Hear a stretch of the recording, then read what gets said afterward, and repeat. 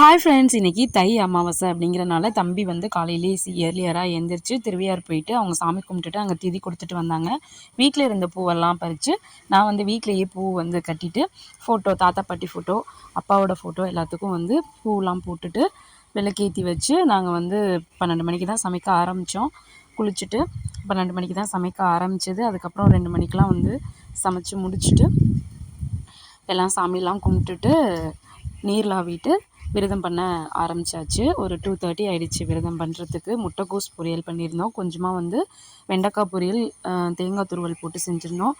இது வந்து பாயசம் ரெடி பண்ணியிருந்தோம், கொஞ்சமாக சேமியா பாயசம், ஒயிட் ரைஸு, அப்புறம் வந்து ரசம், இது வந்து கொத்தமல்லி ரசம், அப்புறம் வந்து சாம்பார், ஒயிட் ரைஸ். எப்போவுமே தை அமாவாசையும் ஆடி அமாவாசையும் மட்டும்தான் நாங்கள் வந்து பிடிக்கிறது. மாத அமாவாசை வந்து அப்பா இருக்கிறதுக்கு முன்னாடி அவங்க பிடிச்சாங்க. அப்பா இருந்ததுக்கப்புறம் அது பிடிக்கிறது இல்லை.